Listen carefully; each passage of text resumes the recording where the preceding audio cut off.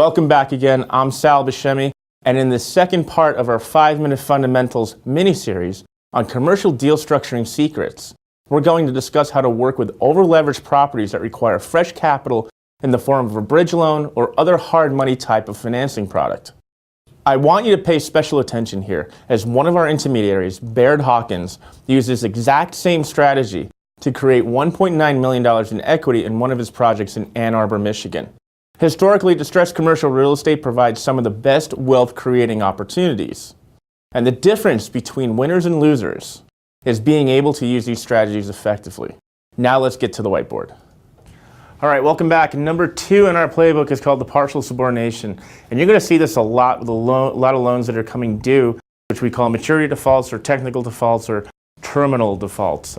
This is a big problem that's happening right now in the CMBS world. You're going to see a lot of opportunities. Your borrowers aren't going to actually know what that means or what they need to do, but it's going to be incumbent upon you to understand how to structure these deals around. So, how does it happen? For suggested uses, these are loans that are facing terminal default, meaning they have a loan coming due, a maturity, a balloon, a bullet, whatever term you want to use. It's the same thing in residential that happens in commercial.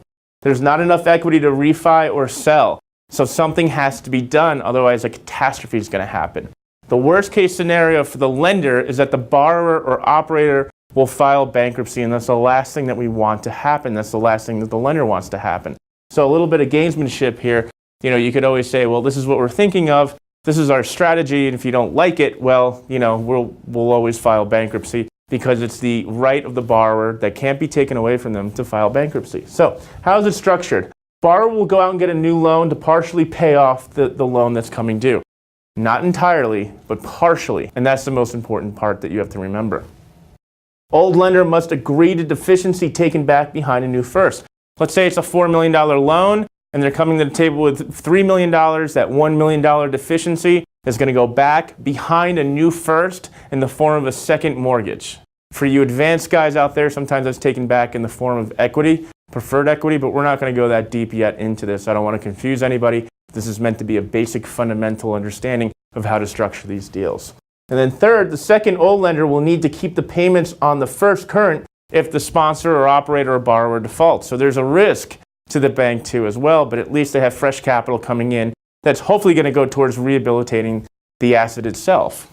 The income streams that come in off of this are the points up front that you can get from your institutional capital provider or bridge lender.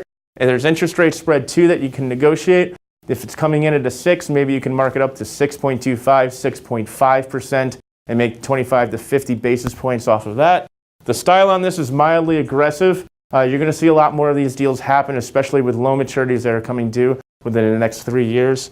The best asset class for this to work on are the income-producing ones, the 4 food groups, which are retail, warehouse, multifamily, and office.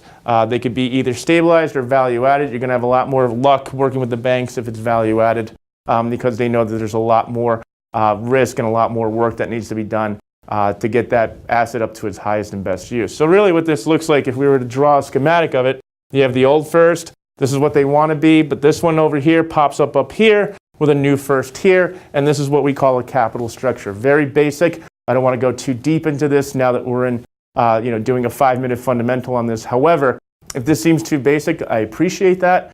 The aggressive strategies are on the webinar, and actually we have real case studies of students themselves talking about how they're structuring these deals using these techniques and the amount of money that they've been making off of those deals. So let's move on.